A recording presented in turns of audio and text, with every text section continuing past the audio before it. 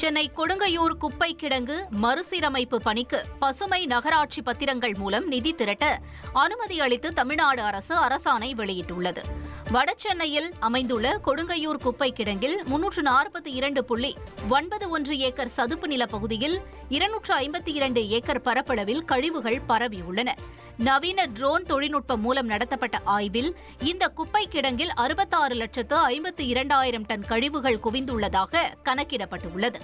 இந்த நிலையில்தான் மத்திய அரசின் ஸ்வச் பாரத் மிஷன் 2.0 திட்டத்தின் கீழ் கொடுங்கையூர் குப்பை கிடங்கினை மறுசீரமைப்பு செய்து நிலத்தை மீட்கும் பணிகள் நடைபெற்று வருகிறது. பயோ மைனிங் முறையில் குப்பைகளை தோண்டி மறுசுழற்சி செய்யக்கூடிய பொருட்களை பிரித்தெடுத்து மீதமுள்ள கழிவுகளை சரியான முறையில் செயலாக்கம் செய்யும் பணிகள் நடைபெற்று வருகின்றன. 646,38 ரூபாய் மதிப்பீட்டில் செயல்படுத்தப்படும் இந்த திட்டத்திற்கு மத்திய அரசு 25% நிதியும் மாநில அரசின் சார்பில் 16 விழுக்காடு நிதியும் வழங்கப்படுகிறது.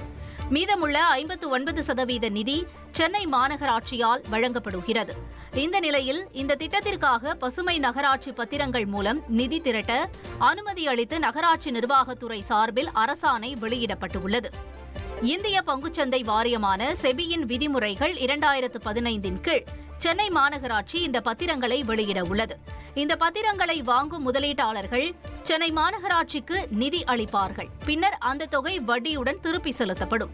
பசுமை நகராட்சி பத்திரங்கள் மூலம் திரட்டப்படும் நிதியால் கொடுங்கையூர் குப்பை கிடங்கு மறுசீரமைப்பு பணி விரைவில் நிறைவடையும்.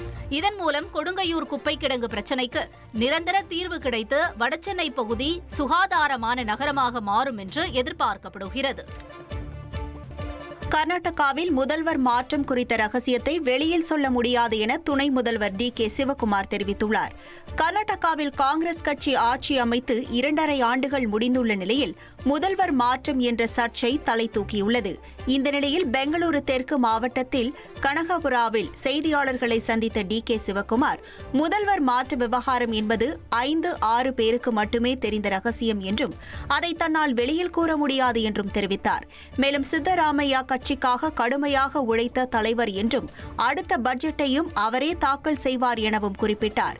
இப்பொழுது 2028 மற்றும் 2029 தேர்தல்களில் வெற்றி பெறுவதே இலக்கு என குறிப்பிட்ட சிவக்குமார் அதற்காக ஒன்றிணைந்து பணியாற்ற வேண்டும் என தெரிவித்தார். 1,24,00,000 மனங்களை வென்ற தந்தி டிவி யூடியூப் சேனல். தவிர்க்க முடியாத தம்ப்நெயில்ஸ், கலக்கலான கான்டென்ட்ஸ். நீங்களும் இந்த குடும்பத்தில் இணைய இப்பவே சப்ஸ்கிரைப் பண்ணுங்க. அசுரபலம் கொண்ட எங்கள் டிஜிட்டல் கரங்களில் உங்கள் விளம்பரங்களை சேர்க்க வாட்ஸ்அப் பண்ணுங்க. 8939888378. Email advtthanditv@dttv.in.